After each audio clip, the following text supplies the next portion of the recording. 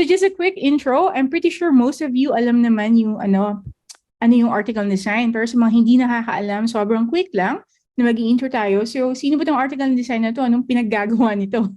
And sino ba to si Margaret? So, yes, if you're new here, welcome again. And nagpapasalamat kami na naisipan yung sumali sa amin and who we are in a nutshell. So, Article and Design is a community of people like us doing the work we love. Siguro naman, we love naman siguro ginagawa natin, Hilo, no? And earning a living from it. Yun yung pinakamaganda. Okay, so most especially, we have our skills. For example, graphic designer, mga photographers, and we earn from it. All right? So our mission is actually to help everyone here, our community, especially yung mga Filipino freelancers, to create a service-based business that you can get paid often. All right, and set times for life. Kasi wala namang kwenta na nagtatrabaho tayo online tapos hindi tayo kumikita, diba? And of course, at the start, medyo nagkakaroon tayo ng adjustment. But you get what I mean. So yes, welcome sa ating article design community. And please, if may naiisipan pa kayong mga kaibigan nyo or mga ex nyo, hindi ko alam na nagmamalasakit kayo sa kinabukasan nila, you can simply invite them sa ating community kasi hindi tayo nangangagat dito, di ba, Red? Napakabait ng mga tao dito, napaka-welcoming ng ating mga speakers. Alright? So, talagang nagtatagalog ako, so miss na miss ko na magtagalog. Ayun, so I'm founded, Article Design is founded by myself. Of course, I'm a digital marketing strategist for over 10 years and I'm based in Australia, but kitang-kita nyo naman, pusong Pinoy. Diba? So we're also an equal opportunity. I'd like to emphasize that one, na wala tayong dinidiscriminate dito, period. So regardless anong religion nyo, anong identity nyo, anong gender preferences nyo, whatsoever, walang ganon. Everyone is welcome here. So this is an inclusive community. Alright? So huwag kayong matakot tulad ng sinabi ko. And of course, kung gusto niyo pa makinig ng aming pinagdadaldal about sa freelancing and business, makikita niyo din doon sila Kilo, sila Felix, sila Red, naging guest na rin sila. Please listen to Article and Design Podcast. Makikita niyo siya sa Spotify, Apple Podcast, or wherever you get your podcast. Or of course, sa YouTube natin. Free naman siya kung gusto niyo lang naman din makita yung mga itsura namin. Diba? Alright, so Article and Design Podcast releases at least 2 to 3 times na new episodes per month. And of course, guys, kung gusto niyo makapag-chikahan sa amin, may mga quick questions kayo, nandun kami sa Discord. So join us on our Discord, Article and Design. Tuwang-tuwa si Kilo. Article and Design, just search for it, guys. Nandun kami, nakita nyo, nagchichikahan kami doon, nagtatag-tag kami, mga kung ano-ano. Or minsan, magkakasabay kami magtrabaho dun sa workroom. Nakikinig kami ng mga music, whatever. Just to give a feeling na hindi ka nag-iisa. Okay? Sa pinagagawa nyo. So guys, it's free. Go to Discord, search for Article Design, and Discord is also free. All right. So again, inviting you, meron din tayong private na membership, which is a paid one. We're going to open this one very soon. We're going to accept new members. So just go to articledesign.com and become an A&D PRO member. So for only $15 per month, all right, magiging member na kayo ng A&D PRO and madami kayong makukuha doon. So may mga private webinars tayo, may mga private sermons akong ginagawa sa mga estudyante natin. Okay, kung hindi pa nila ginagawa yung mga homeworks nila and etc. So basically, the point of the A&D PRO is tinuturuan natin kayo na gumawa kayo ng business nyo na freelancing or service-based business. All right? So yan. Super freelancers course naman, kung gusto niyo ng course no on demand na makukonsume niyo kaagad and lifetime access, meron tayong flagship course natin is Super Freelancers course. That is pumunta kayo sa articledesigncourses.com and mag-enroll lang kayo. It's already live. So pag nag-enroll kayo, mapapanood niyo na siya kaagad. So it consists of 21 steps, so 21 videos. Nandun na, over the shoulder tutorial, tapos i-follow nyo na lang yung sinabi ko. So it is based on the practices over the trenches for like 10, 11 years na dugo at pawis ko sa freelancing. So, shinare ko lahat doon, pati yung systems natin. So, just go to artisanaldesign.com, artisanaldesigncourses.com, and enroll sa ating Super Freelancers course. Tulad ng sabi ng tagline dito, you will never need to pay for another expensive freelancing course again. Kasi yun lang yung kailangan mo. Okay? So, kung curious kayo, ano pang ginagawa nyo? Enroll na kayo. Diba? Alright, so konting advertisement lang. And again, tapos na tayo. So I'd like you to meet sino ang ating pinaka speaker. Actually, if I'm not mistaken, parang 1 year na natin ito pinag-uusapan, right? Ano? To have Yes. to have a webinar. Collaboration, Exactly. yes. Oo, to have a collaboration. So finally, after 1 year, magagawa na talaga namin. Okay, so meet your speaker, guys. No other than Red Punzalan. So guys, warm of applause. Ayun. So Red Punzalan is our speaker for this webinar today or tonight.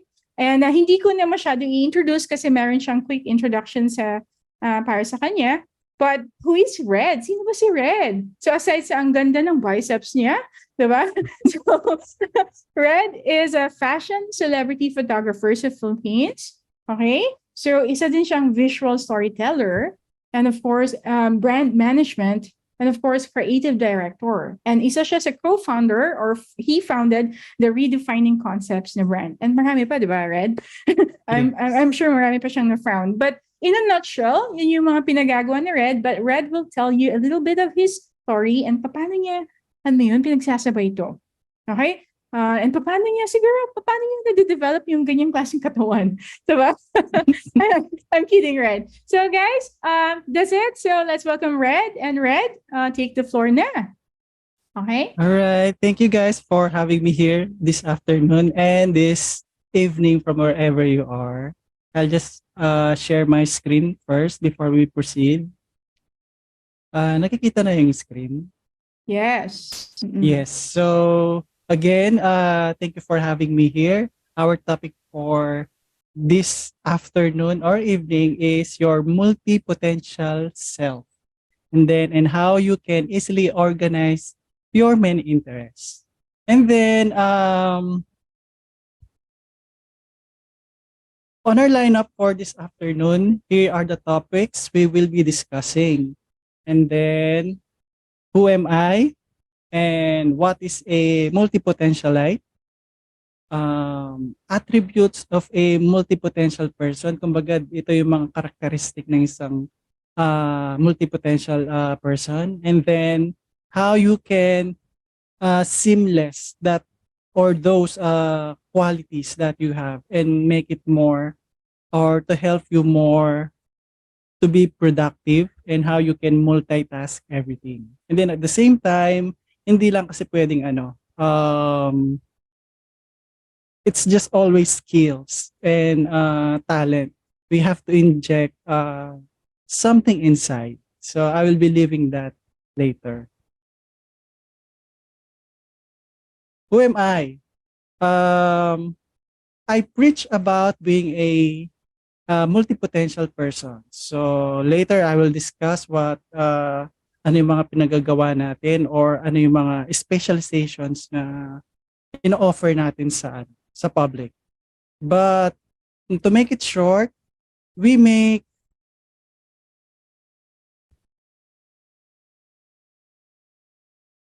everything simple, tasteful, and easy to understand. And everything that I do, yun lagi yung iniiwan natin sa mga natin, sa mga audience natin or even sa mga clients natin. And then at the same time, we create meaningful campaigns, strategies through visual storytelling that speaks deeply to the target audience.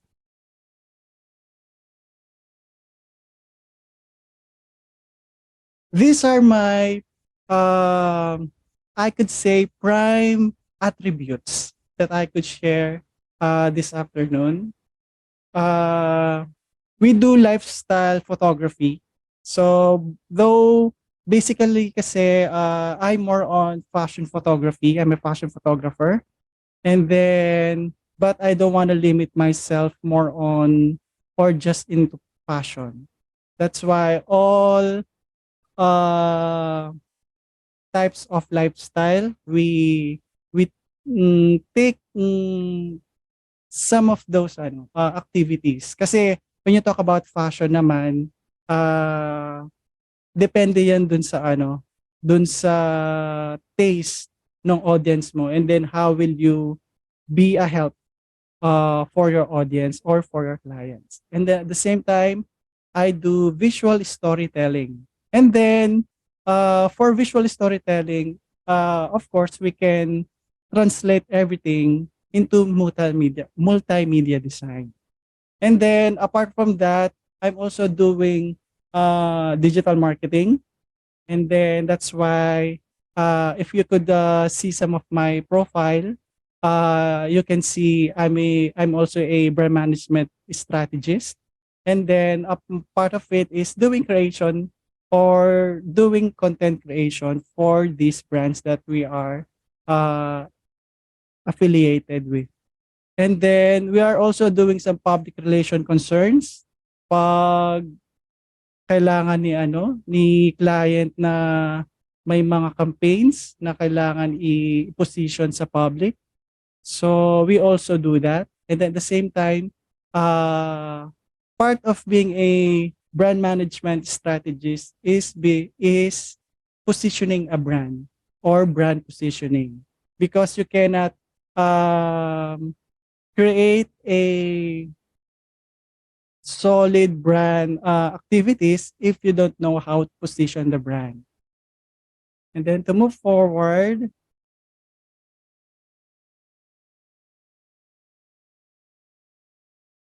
but before na ma-identify natin yung mga attributes na to, of course, meron tayong mga may mga small steps or uh,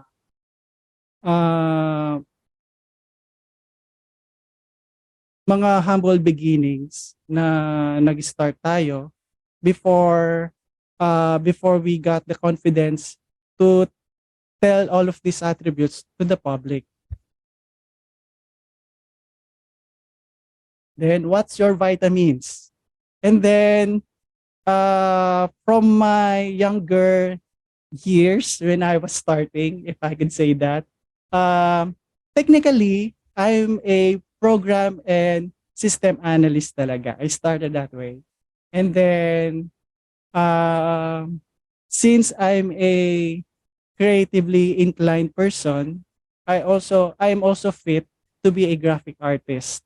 So doon nag-start yung natin, yung career growth natin.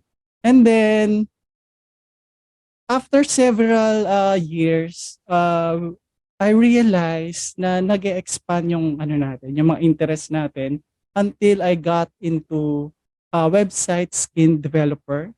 And then I also had a chance to work as a 3D renderer.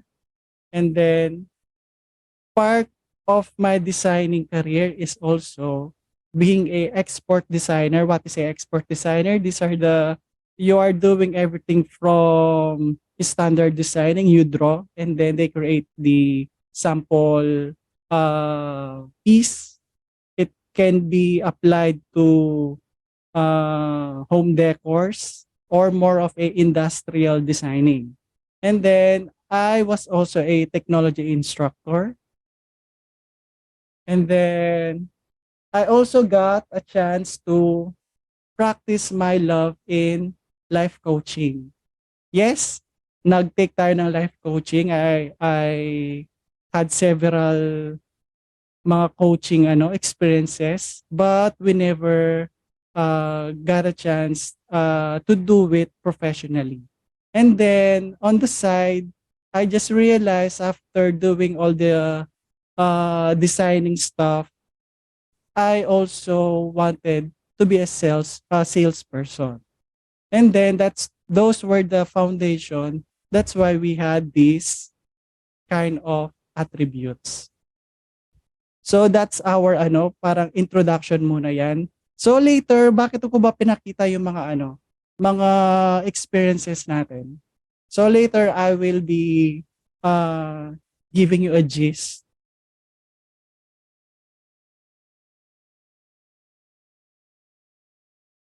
For our topic for this afternoon,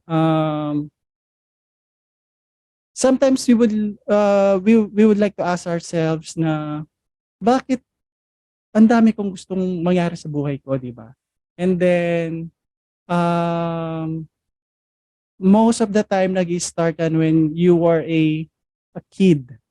And then from those year, and then people will tell you or ask you anong gusto mong maging pag ano mo, pagtanda mo. And then mag-start ka na, ay gusto ko maging doktor, alam mo yung ganun. Tapos ay gusto ko maging teacher.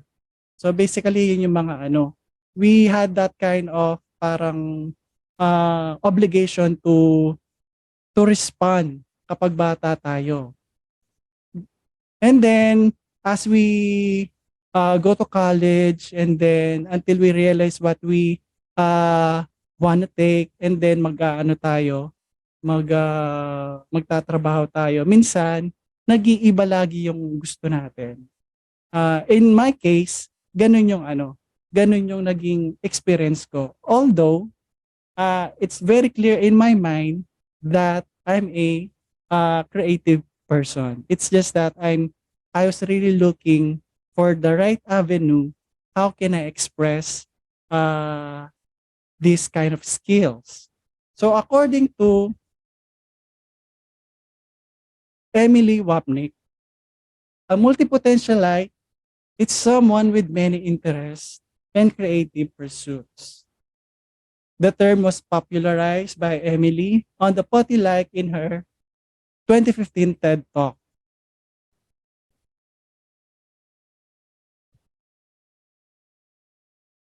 According to her, a multi-potentialite person have these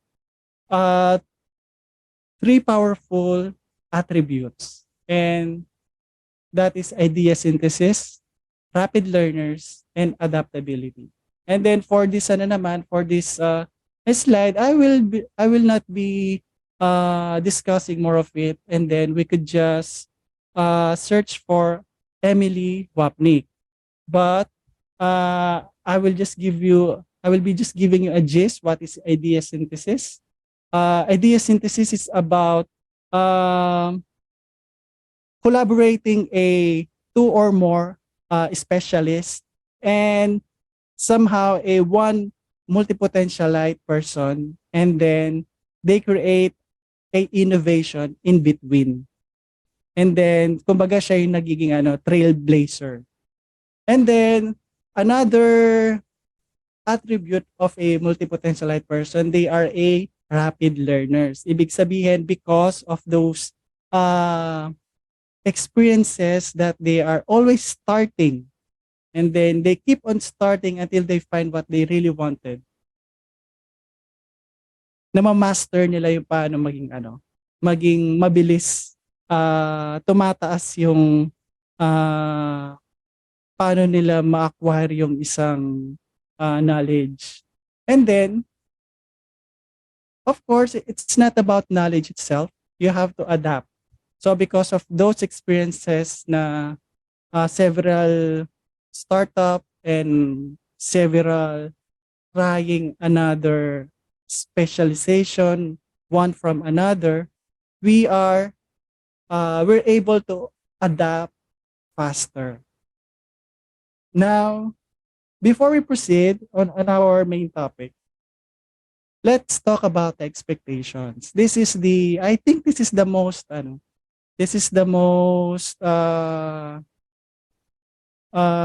these are the questions na nare-receive ko when people would expect, because you have this many abilities that you can do this, you can do that. For expectations, you have to understand as well that you have to say no sometimes. Ibig sabihin, hindi naman ibig sabihin na you have these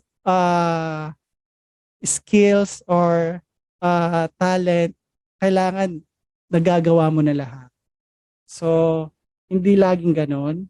And then you have to analyze first if you can do the job or the offer.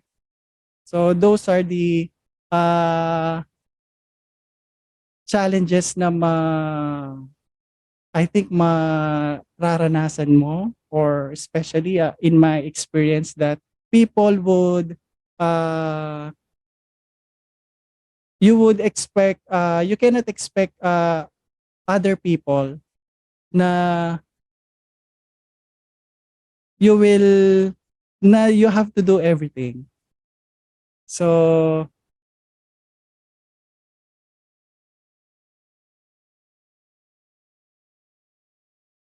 and then this is the main part, which is the method for a seamless multitasking and productivity. So if you could remember on the first few slides, sa dami ng mga ano natin, mga skill sets and mga specializations, sometimes hindi na natin na ano na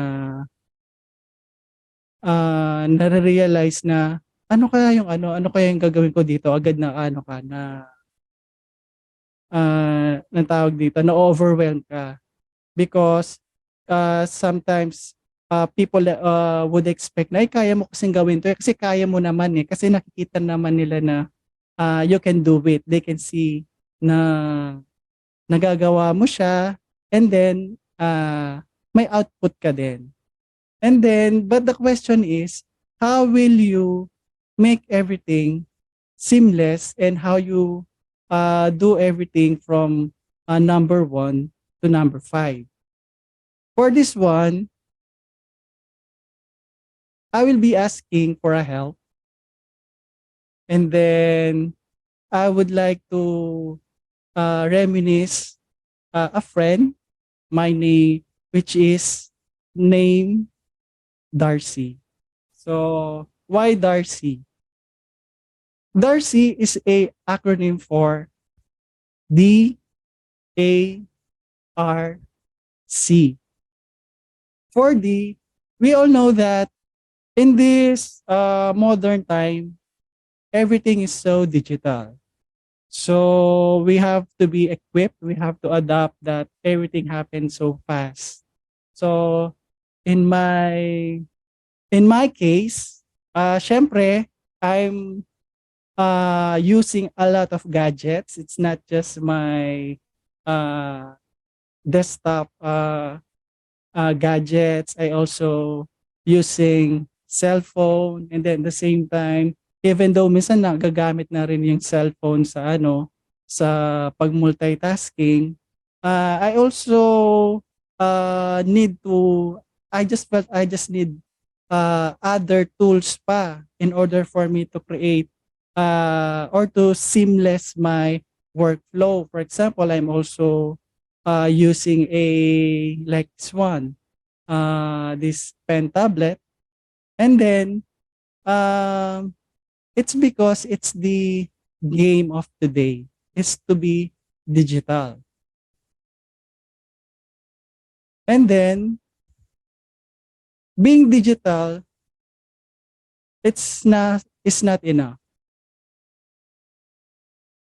You have to be analytic.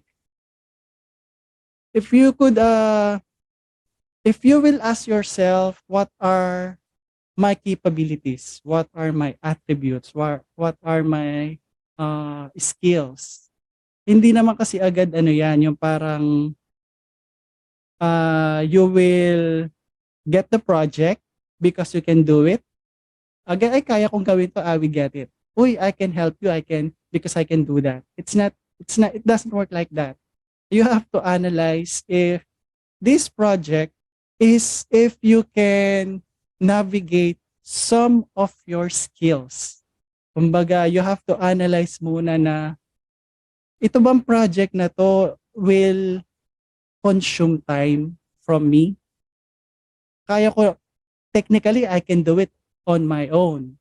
Pero, does this project Is it a project, a collaborative project, or is it just a solo project, something like that?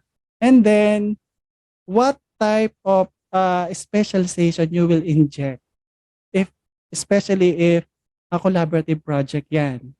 Um, when you talk about collaborative project, for example, production.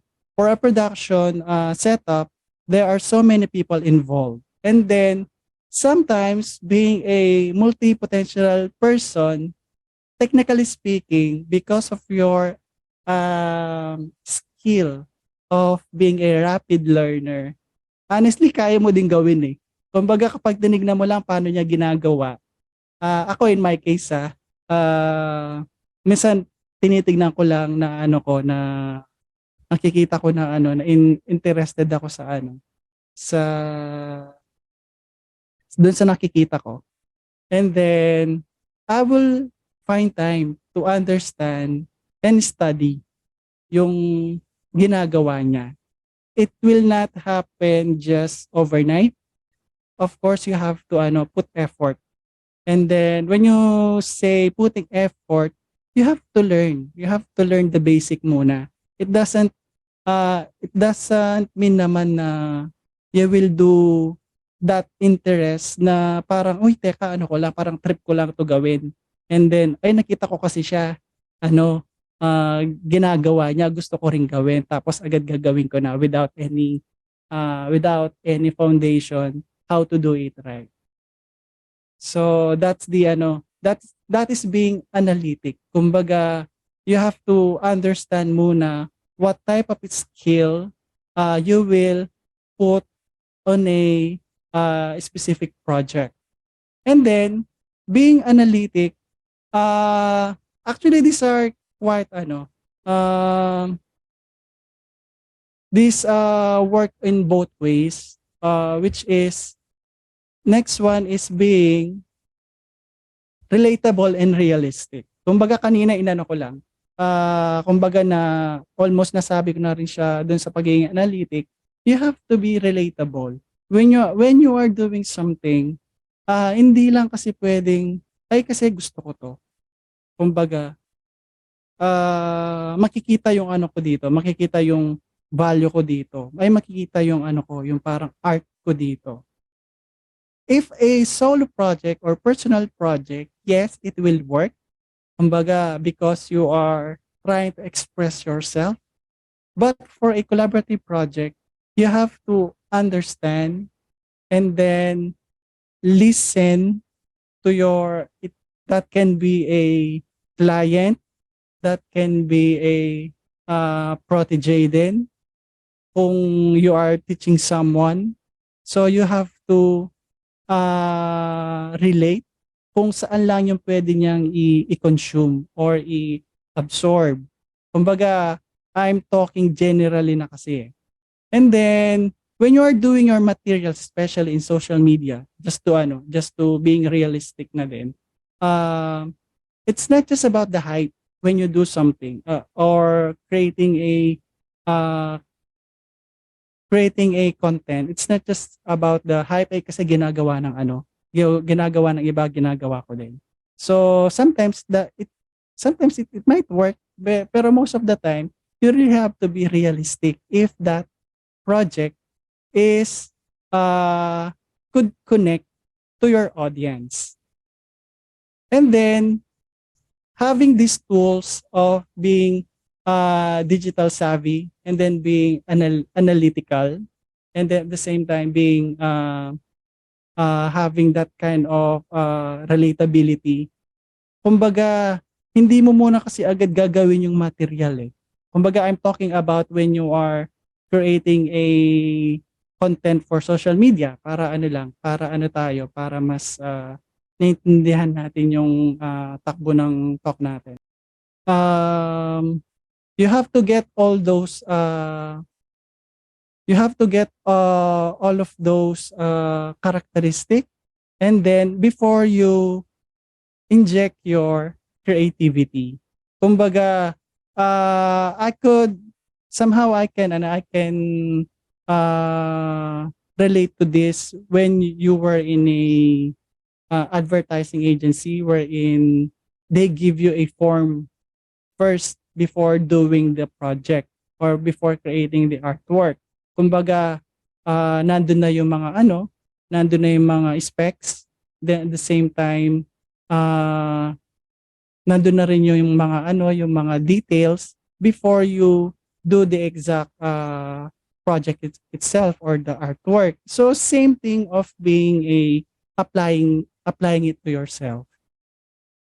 Yes, yes, ang pangalan nito si Felix. Our skills as freelancers only increase because we need them from our tasks. So we become multi-skilled. Yes, somehow we have to be adapt, and then pero in other cases sometimes you wanted to it's more about the process of belonging. Kumbaga, where do you want to fit yourself? Where do you want to see yourself? Kumbaga, through those process, you manage to have a multi-potential self. And then, having a multi-potential personality, it doesn't end in having a main skills. Kumbaga, it doesn't mean, kumbaga, it's not just all about you can do such things. When you're a multi-potential person, finding your niche is also understanding which community you are in. Everybody is not your ideal audience.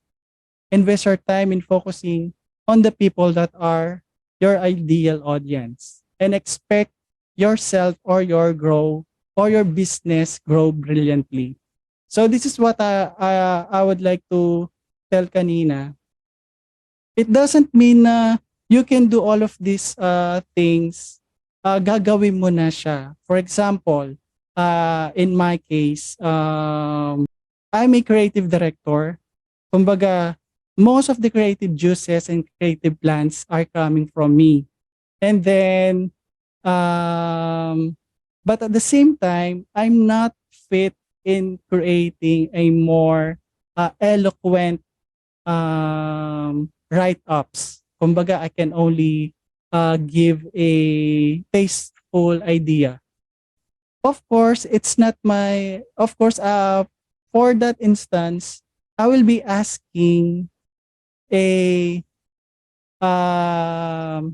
writer to do a content from me so that we could create something more meaningful. And then at the same time, doing a project, since you already have these different types of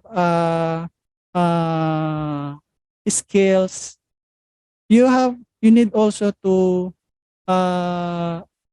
align other talents. For example, yung I was telling kanina na I already give the messaging to the writer, and then on some other way, you can also give the other task to your or to other graphic artists or other graphic designer to do the visual for you.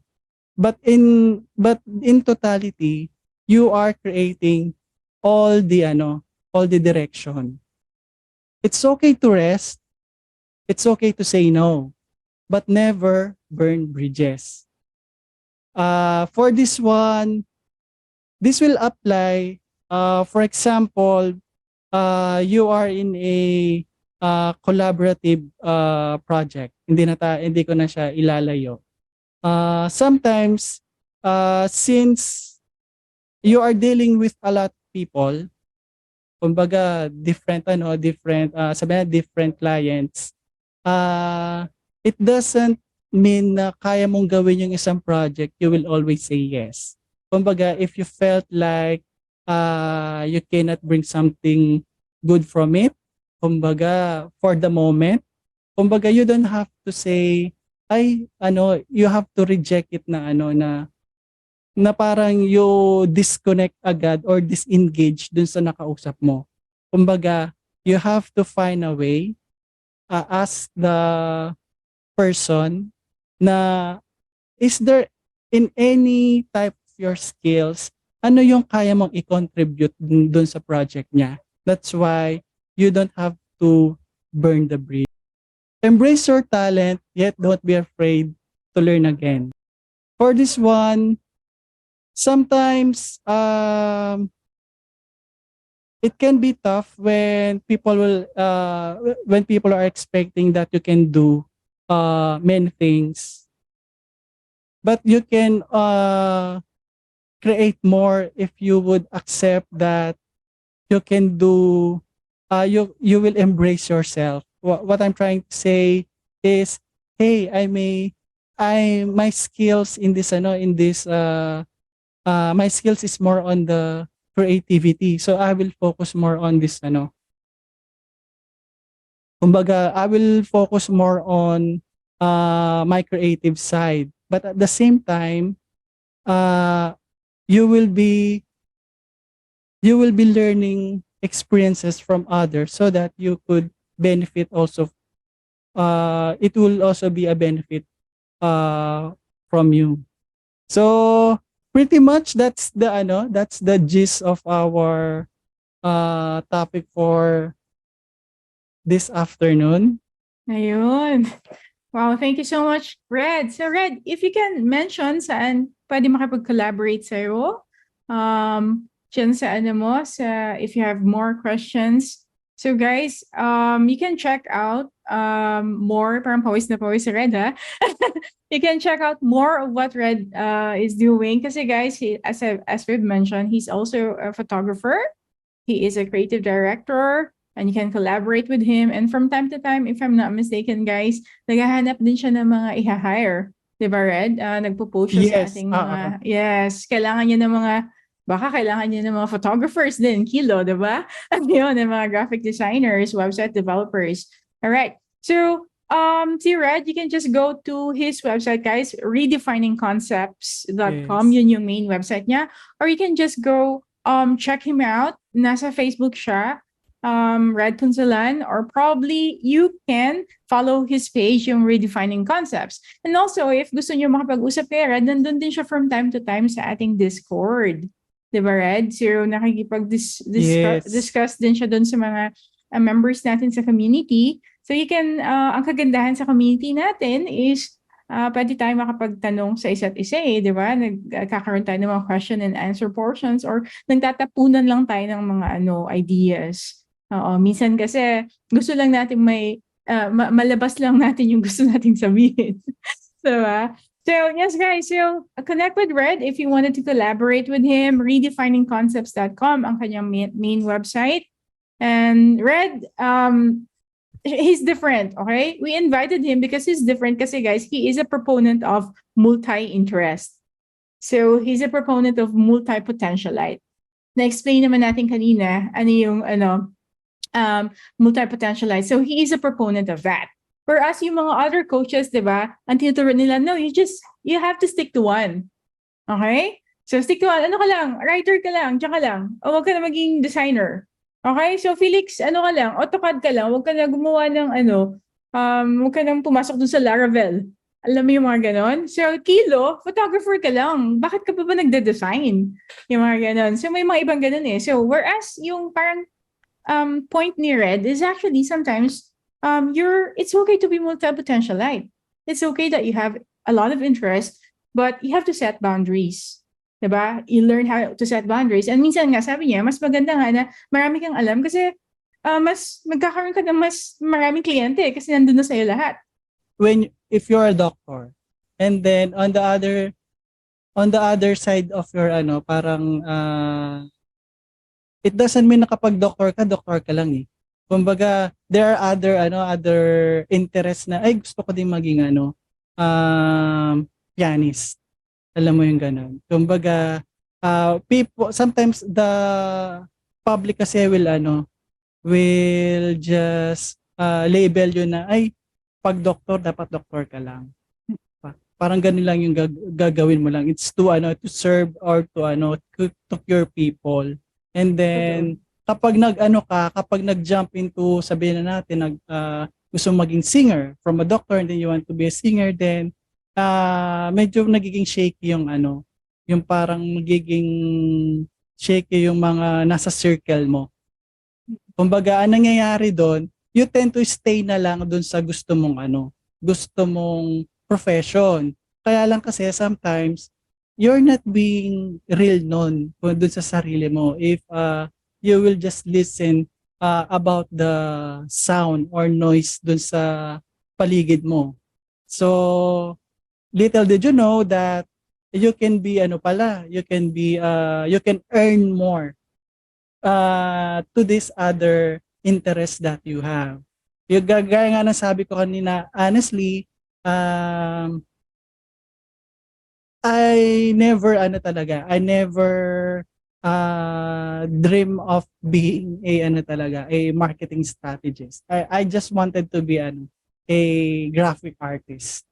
And then kaya lang through time, because the world is changing, you really have to adapt. And then you cannot just stay for longer dun sa alam mo lang na isang skills. So you have to learn kung saan ka mas magiging parang yung value mo mas makikita siya ng ibang tao din. So, pwede pa ako maging kung pangarap ko maging, naisipan ko, Red, gusto ko maging K-pop artist, pwede pa ba? Pwede ba ako mag-train? Okay, thank you, Sir Roland. Thank you naman sa nag-iisang supporter ko. Salamat, guys, ha?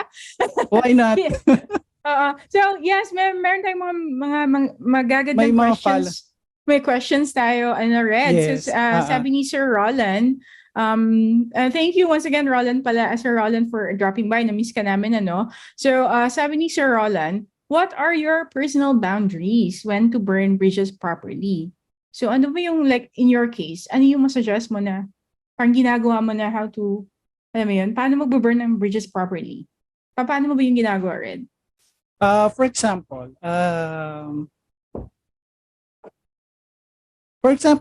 sabihin na natin na I will give a situation para mas mas ma-appreciate natin siya. For example, we're in a production and then there are some creative director. There are some in a production, there is also a film director. Alam mo yung ganun. At the same time, in a production, there is also a floor director. Sabi natin, lahat sila tatlo. Pero if you will just analyze, technically, dapat yung creative director lang yung susunod, di ba? Kaya lang, syempre, you have to understand ano ba yung talaga yung ano yung pinakakailangan doon sa situation na yon. For example, if you on that project you are set to be a creative director, then your main role is to really pinpoint all the creative assets na gagawin. Even though you have the power to command everyone because you are the creative director, you have to respect yung yung pinaka main role mo on that project. And then, for example, in production din na ganun, kasi for instance, the creative director also can change the artistry of the makeup artist. For example, sabihin natin, meron tayong photo shoot. Meron bang photographer dito? Meron, di ba? So, minsan kasi, kunwari sa photographer, na na gusto niya, gusto ko ganito yung maging look nung model. Pero, you have to understand as well na may nakaserve ng makeup artist doon. Kumbaga, he or she is paid during that day to do the thing na kumbaga bakit pa siya naging makeup artist kung you will just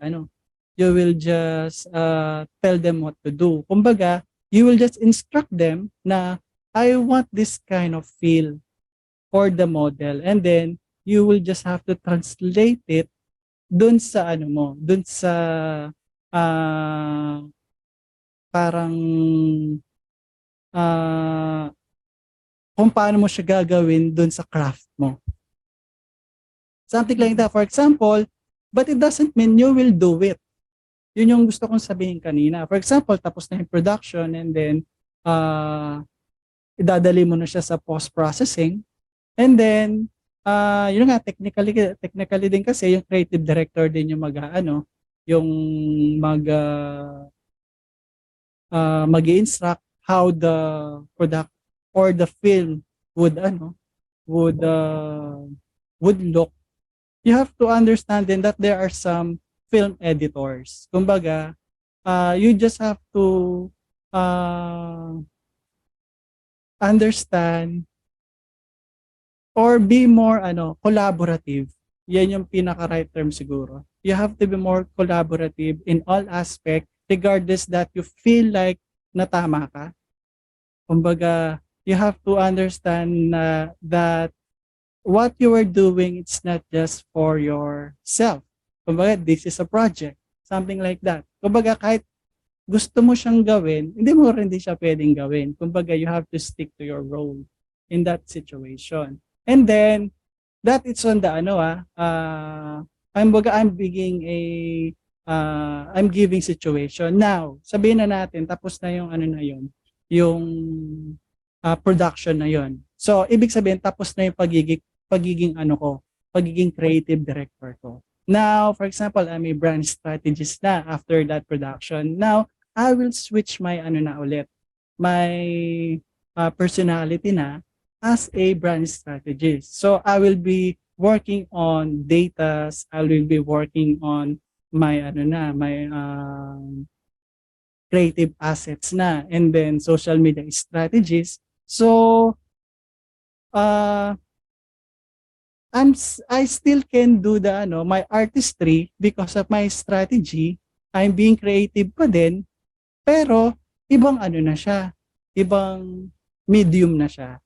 So, yun yung gusto kong sabihin na na you have different interests, but you have to analyze where would you put your energy, where would you navigate your energy in this type of projects or career. And then on the other side naman, pag sabihin natin ayaw ko na maging on Monday to Friday, I'm a brand strategist. Now, for for weekends, maybe somehow I can be a photographer.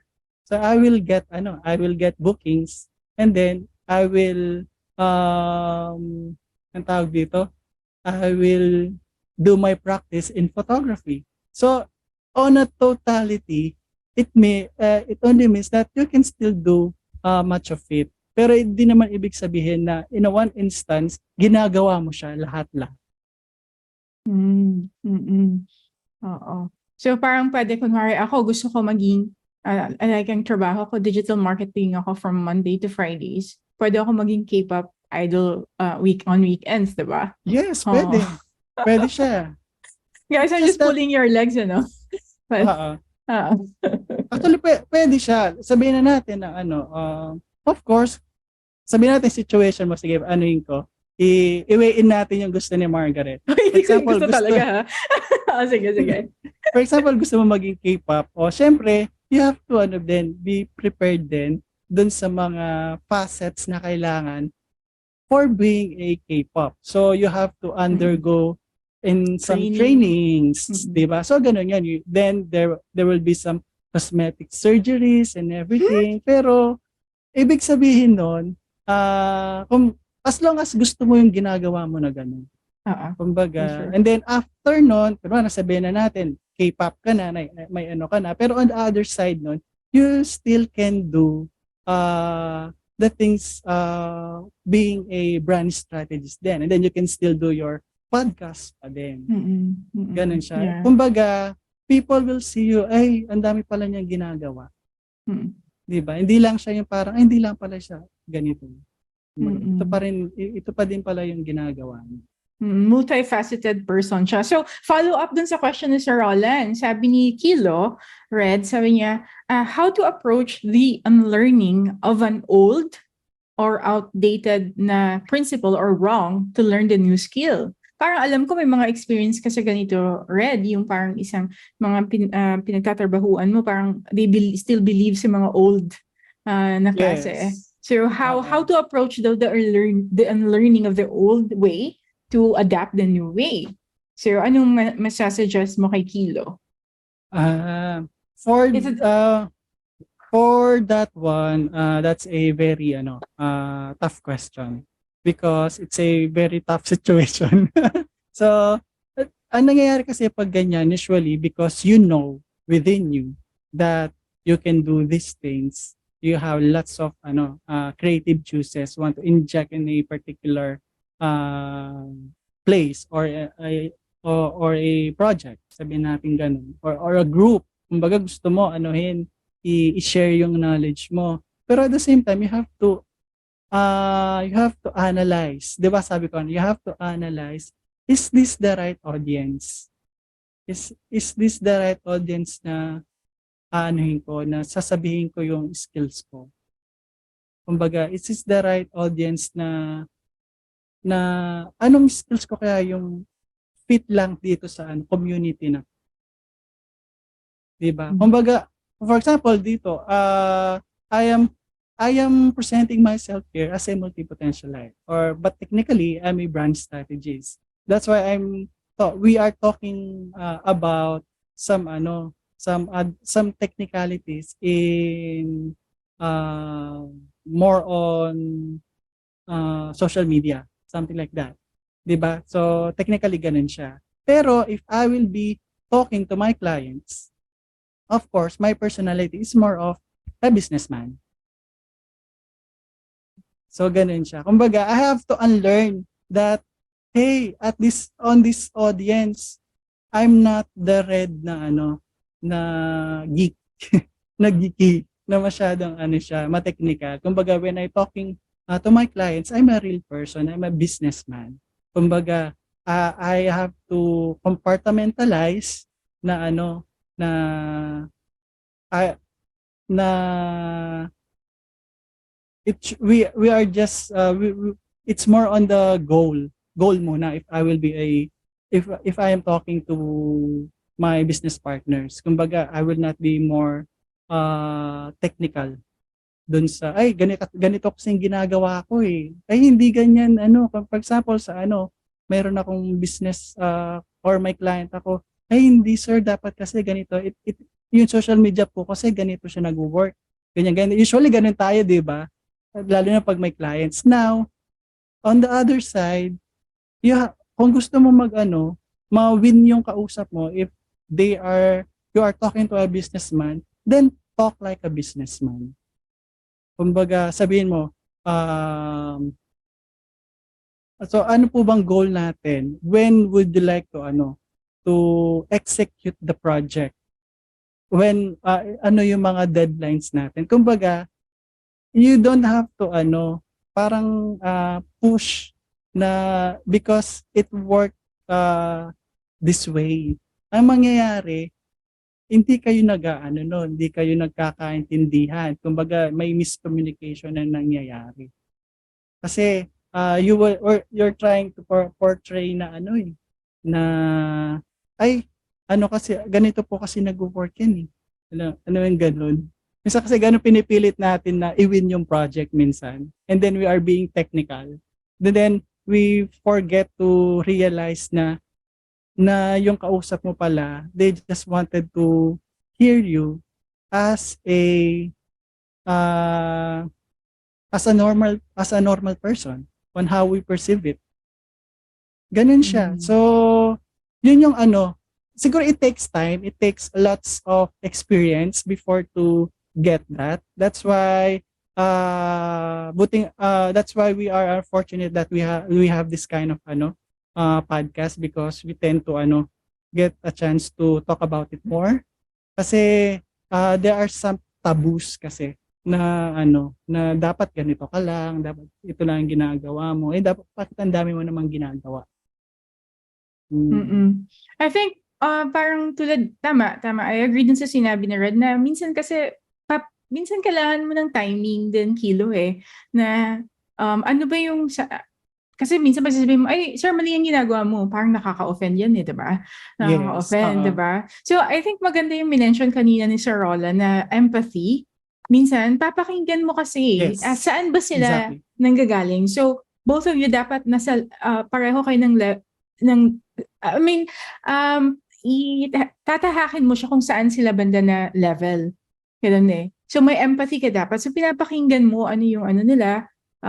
Parang dapat hindi ka technical dito. Dapat hindi ka ano dito Yes. kasi 'di ba? At the end of the day, ayaw mo na mag-away-away kayo, 'di ba? Yes. Oo, oo. So I think babantayan mo siya And I Yes, agree tama. na over time, mararamdaman mo na. Tama, mahuhuli mo yung kuliti eventually, but through Ah, practice, through, na-experience mo siya lagi. Minsan, nasasabayan mo na siya Ano? So, ayun. May mga fan na ako dito. Thank you so much sa akin. Thank you so much, Sir Roland. Pag sumikat ako, bahala silang lahat dito. Ikaw ang libre ko. Ayun. So, may question si Felix. Red. Ano yan, Felix? Yeah, ayun. Kasi napansin ko, si Red, si Sir Kilo, si Sir Ed, si Sir Roland, kami, parang yung pinaka-base namin is from graphic design. So, pero pag tinignan mo yung mga branches namin, kanina nasabi ni Sir Red na he's become a parang 3D rendered something. yes. That's animation. So si Sir Ed, naging ano naman siya, web developer, web designer, same time graphic artist din yan. Same as Kilo, si Sir Kilo and Sir Red is naging ano naman siya, sa photography yung kanilang nakita ko. So Sir Roland is nagtuturo din ng lahat ng pang-graphics sa iba't iba. So, hindi naman siguro masama mag-step up, 'di ba? Kasi kaya ako nakapag comment kanina kasi sabi ko talagang kasi pag kailangan mo sa trabaho yung parang progressive or something na kasi kailangan ng client mo yun So naoobliga ka na, Mag-innovate. yeah. Parang may Oo. innovation kayong dapat nagawa.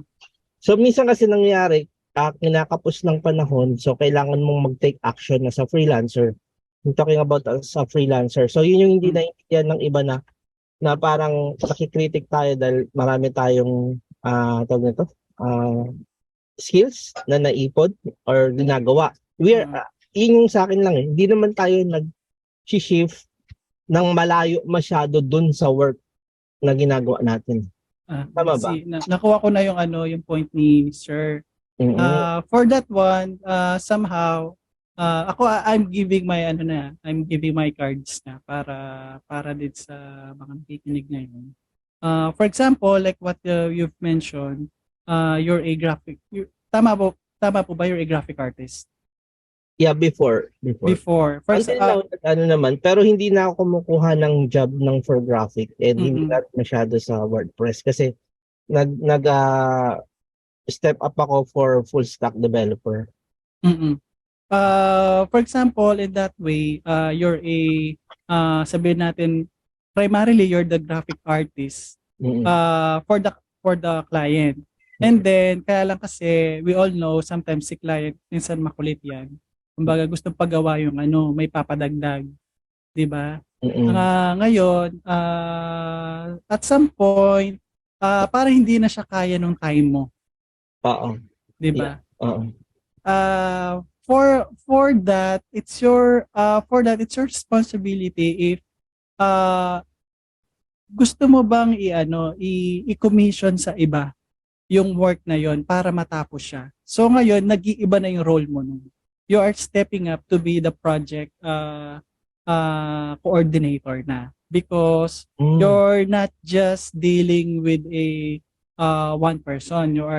You are tapping another creative person in order to make the project progress at the same time to complete. Kumbaga, pero yung overall work nun, it's still you. It's your responsibility to check uh, the in and outs of the project. Pero hindi mo napapaalam syempre dun sa pinaka-client mo na ay nag-hire pa po ako ng iba diyan na para matapos siya na ganun.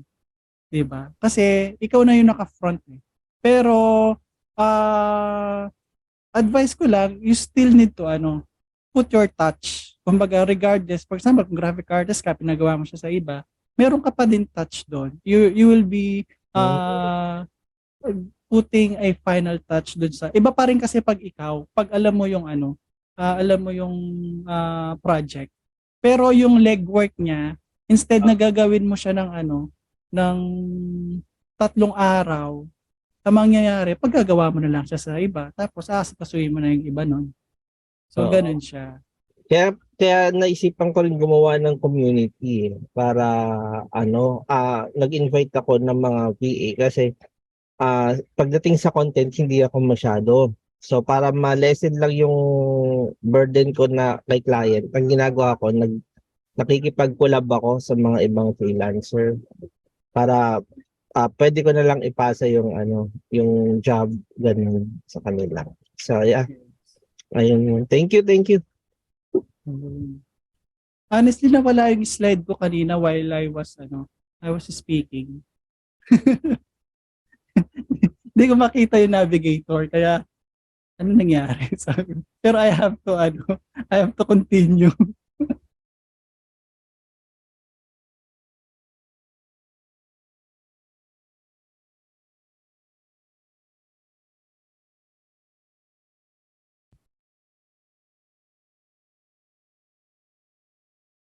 Margaret, you're on mute. Sorry. Thank you. Thank you, Leo. Ayun. O si Leo, guys, nakikinig. Kayo talaga, ha? Nakamute pala ako. Ayun.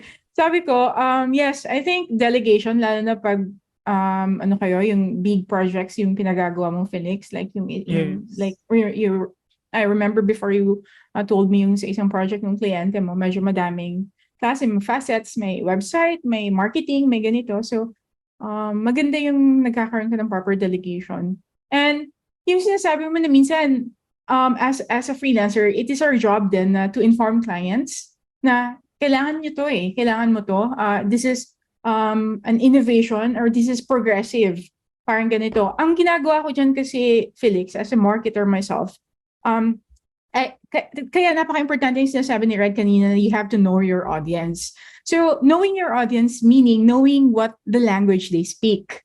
Okay? Ibig sabihin, ano ba yung exact yung language nila na alam nila, naiintindihan nila when it comes to sa certain project na yun lang ang sasabihin mo. Hindi ka pwede magsalita ng, sir, gawin natin tong Python, gawin natin Ruby on Rails to, ganito, ganyan.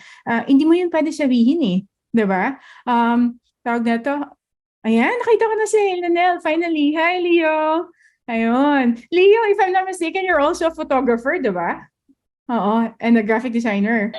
Yes, a graphic designer and a photographer. Oh, diba? Ang dami nyo na dito. Anyways, mamaya ka na, Leo, ha? So, going back, tawag na to. Asa na nga ako? So, ganun. I think you have to find the language, Felix, yung tamang language lang. Ano yung sinispeak ng audience mo? Kasi hindi mo kasi pwedeng gamitan ng jargon kasi they will be offended. Kasi never tell your clients na wala kang alam. Alam mo yung gano'n? Wala kang alam. Hindi mo alam ganito. No, you should never tell that. Okay? Kasi yung minsan kasi mga business people, the way they think is that they hired you because they want you to do the job. Ganun minsan yung thinking nila. Not they hired you because papagalitan mo sila.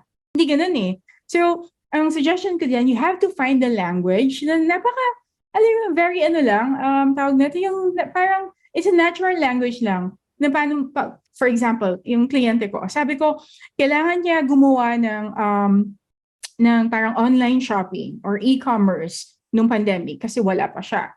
Parang ganito. Tapos sabi ko sa kanya, kailangan niya ilagay dito sa isang platform. For example, ano ba sa Philippines, yung mga food delivery dyan? Is it Food Panda? Parang ganon? Diba? Food Panda ba yan sa Philippines? Yung nag-deliver ng food. Okay, so dito meron kasi tinatawag ng menu log. So yan yung Food Panda dito. So sabi ko sa kliyente, dapat sumali ka sa menu log. Parang ganun. Kasi parang ganito ang mangyayari. Pag nilagay mo dyan, yung ano mo, yung mga products mo, so makikita din ng other audience na mayroong menu log app, mabibili nila. So parang ganun lang kasimple. Pero technically, ang gusto mo sabihin sa kanya, magkaroon ka na ng online delivery. Okay? Gamitin mo ng ganito, ng ganyan. Pero di ba? Kinuha mo lang kung ano yung lingwahe niya na naiintindihan niya. I forgot the name, pero may tawag niyan sa persuasion technique. I forgot the name.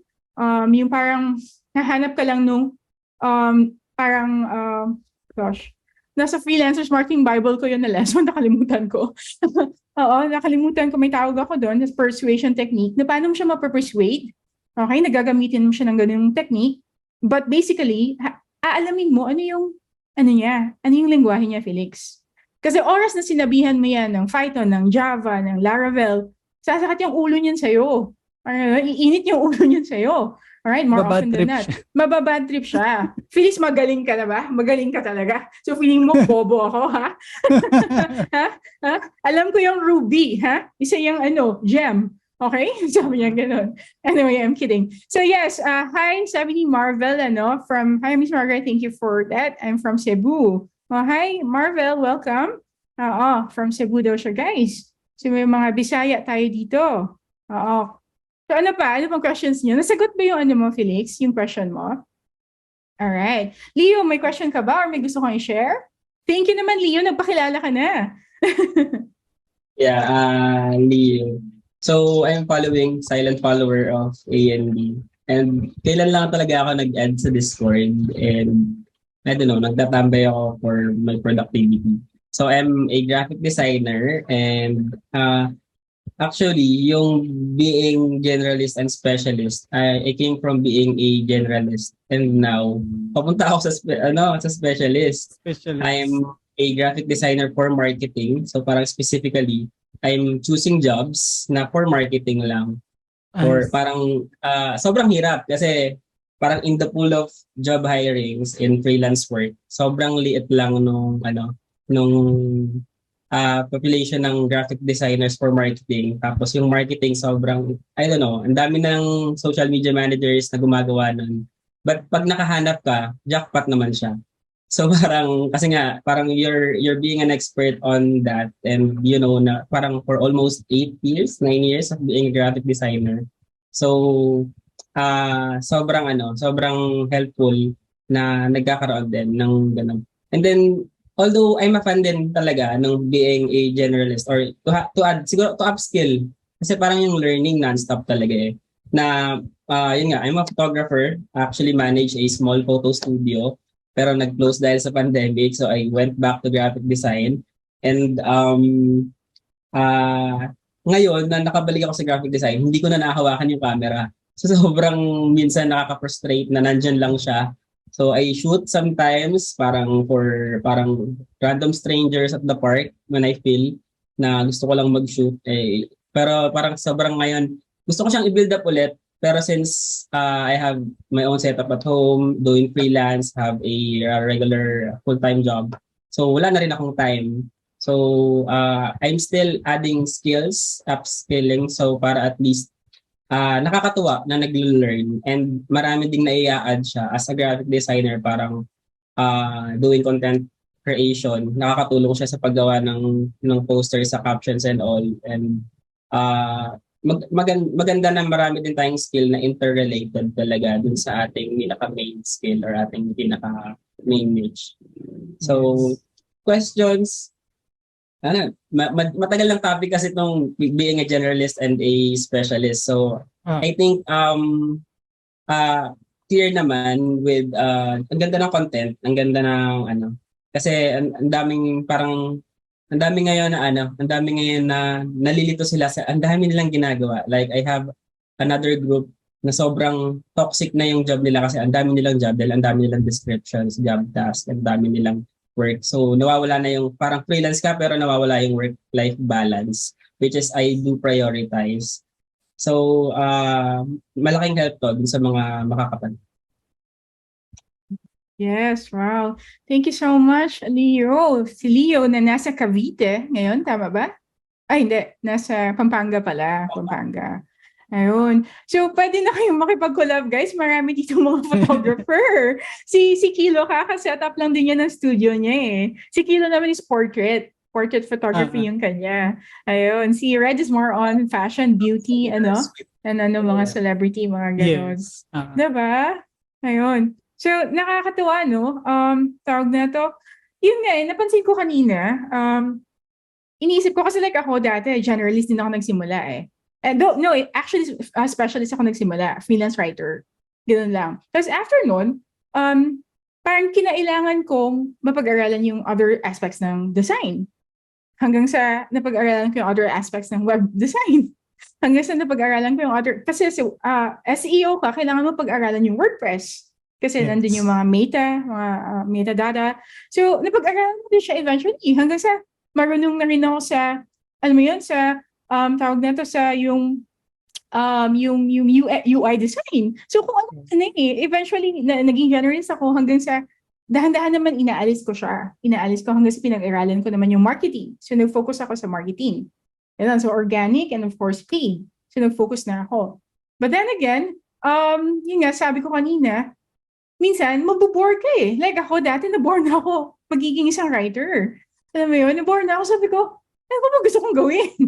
Diba? So eventually, nagsimula ako, kakasimula ko lang, eventually, nagsisimula ako pag-aralan yung parang, yung mga UX design para lang maintindihan ko yung mga ganon, yung mga projects ng mga kliyente ko. So kasi, eventually, sa course ng life mo as a freelancer, siguro tulad namin na matagal na, mga 10 taon na dito, medyo darating ang point na mabubore ka konti, di ba, Red?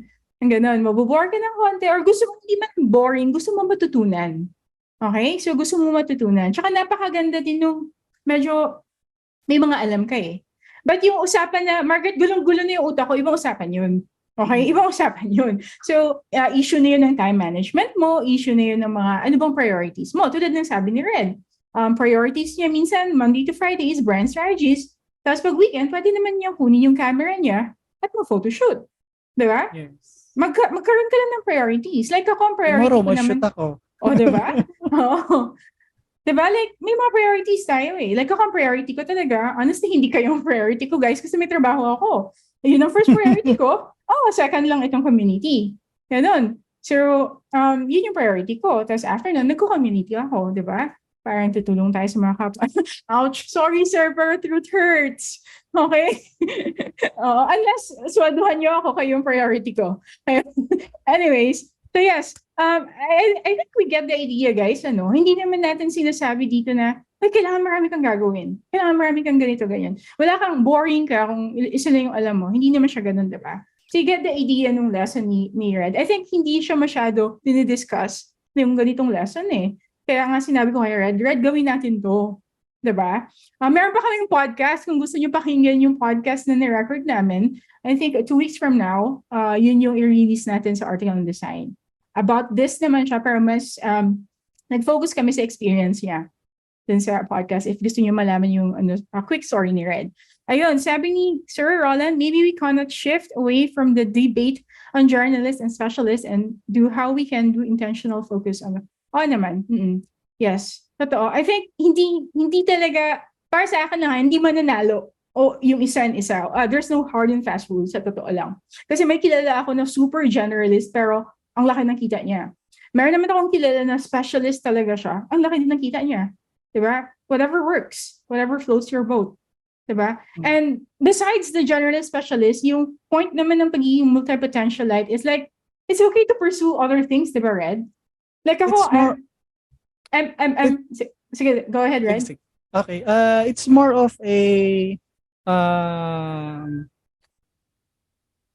creating innovation in between. Kumbaga, it's not just always about you. You have to, you need help from others. Kumbaga, the best example is you to get the job done, you have at least 2 or more specialists beside you, and then you're the only multi-potentialite.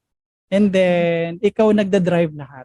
And then as much as possible, you you create something from these different specialization. Kumbaga, you acquire one of those skills, and then you translate it in a different form.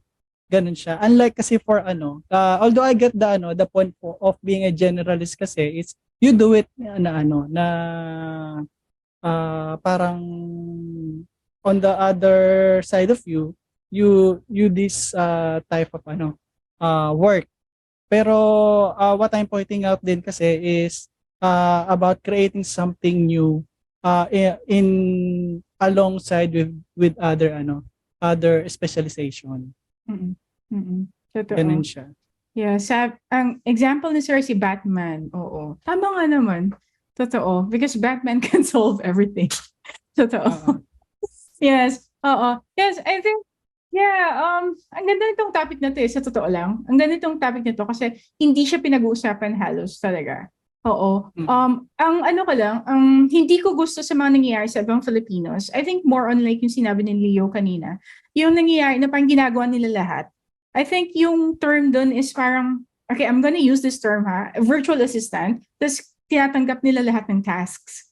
Parang ganun. So tapos nagkakaroon sila ng, I'm so overworked na kasi lahat ng ginagawa ko. Ako yung website designer, ako yung graphic designer, ako pa yung content, ako pa naglalagay ng caption, ako pa yung everything. What do you think of that, Red? Paano yun i-draw yung line sa ganun?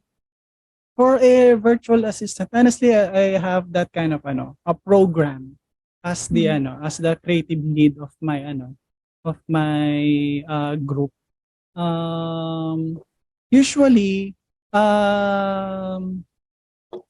you have to be specific what type of virtual assistant you are. If you are a virtual assistant of a graphic artist, virtual assistant of a social media manager, kumbaga more you have to identify kasi when you are a social media manager, yung purely ginagawa mo lang is to really schedule and create a strategy. Don't touch dun sa graphic design because you are touching already the job of other person.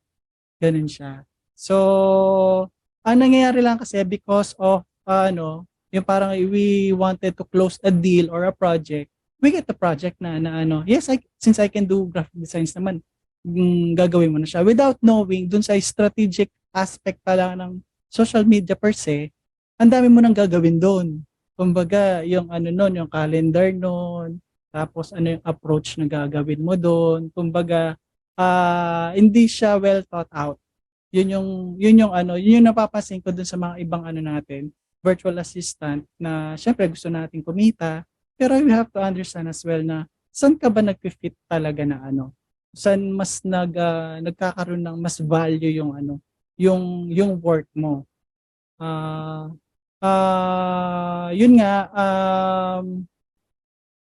in my case naman, kahit sa akin kasi when you look at my profile, lagi nakalagay lang doon is photography. So you have to have a strong branding, which is I think nagkaroon na ng topic ng branding dito. Which is yun yung sigurong isang kailangang i-work out kapag when you're a virtual assistant, you have to know what type of brand you are. Kasi if you're just being generalist lang din, you don't parang you're just the same person. Yung ganun kasi mangyayari dun eh. Yun yung niya. In my case naman kasi I intertwine everything. Not necessarily ako lahat gumagawa. Pero on top of everything, dino-double check ko siya. And then, of course, yung lang doon, since sa akin yung brand, ako lang yung nag-credit most of that time. Siyempre, brand ko kasi yung dun eh. Lalo na kung may mini agency ka naman, yung recall ng tao kasi sa'yo. Maybe somehow yun yung yun yung kailangan lang i-work out kapag you want to be a virtual assistant. You don't have, kaya nga, di ba, sabi ko doon sa isang slide ko, it's okay to say no. Kumbaga, but at the same time, you don't have to burn the bridge. Yun yung Which is, may follow-up question nga si Kilo dito, yung old, outdated, wrong principle to learn. Mm-mm. Yung best way dyan is to have sense of patience. Kumbaga, wag mong wag mong biglain yung mo din, yung audience mo na, ay kasi ganito ako. Tapos hindi nila, they are parang masyadong silang finifeed na parang superhuman ka na. Ganun na. Hindi. Slowly, you have to teach them a portion of you. Ganun siya. Until ma-realize nila na, uy, si Red, uy, si Margaret, ang dami pa din niyang ginagawa. Pero little did they know, slowly mo lang siya pinapakita sa kanila. So guys, hindi ko pa pinakita yung iba kong talent. So abangan. Ayun. Ayun. So guys, I would like to extend more. Kaso lang, I think we're running out of time na. So anything you'd like to plug, Red? May gusto ka bang iimbitahan sa kanila? Or gusto mong whatever you wanted to share? Promotions, may upcoming whatever ka ba? Mga school, education? Ano ba yung mga shops mo, workshops? Yep. Timely, we just put out a business which is a giga training, consultancy services, and then I'm looking for consultants, different types of consultants. They can be in different industries like creative industries, engineering industries, and then or even health industries. And then I serve as the moderator of the group. And then we can siguro if yung mga malapit sa Metro Manila, I prefer kasi minsan more of face to face. And then hindi naman lagi, kumbaga mas maganda kasi may formal engagement. And then maybe somehow we could collaborate for project basis. Ganun. Yes. Ganun yung So, guys, reach out kay Red. Mga taga Manila Pips dyan. May mga taga Igdayo and Makati dyan. Malapit lang naman din ako sa inyo. Mga 8 hours flight lang naman din. Ayun. Sige. So, just collaborate with Red, guys. And yes, and if any more questions meron kayo, you can just go to our Discord and magtanungan tayo doon. And then, yes, this one will be uploaded sa ating YouTube channel probably tomorrow if you wanted to watch the replay. So if wala na kayong questions, may I ask a favor from you? If you could leave a feedback dito sa link na sinubmit ko, www.articleondesign.com/submit para naman magkaroon tayo ng insights. Alright? So ano bang kailangan namin i-improve? Ano pang tawag na ito, pag-uusapan natin dito sa ating webinars or A&D Zoom Connections next time. So if I'm not mistaken, probably ito yung last na Zoom Connections natin for this year. Ang next natin na webinar is actually Christmas party na, which is on December. And then mag-resume tayo for the next year. So thank you so much, Red, for being kind-hearted na pinaalukan mo kami ng time mo ngayon. And then we're so honored and privileged sa yung mga knowledge and for continuing to support article and design community. So, guys, fun fact, hindi kami magkakalala ni Red. Nagkita lang din kami sa online, tulad ng mga lahat dito. Kahit si Sir Roland, hindi ko din kilala, pero kung makapag-usap kami, para kaming close, diba? So, lahat tayo dito hindi pa magkakilala in person, but kita nyo naman. Diba, pag pare-pareho tayo ng mission, so nagkakaintindihan tayo. Diba? So, thank you so much, everyone. If wala na tayong questions, I think that's it.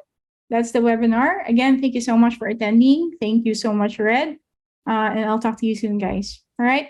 Bye. Thanks, Leo. Thanks, Marvel. Thanks, Ed. Thanks, Rodara. Bye. Thanks, Kilo. Thanks. Felix, bye.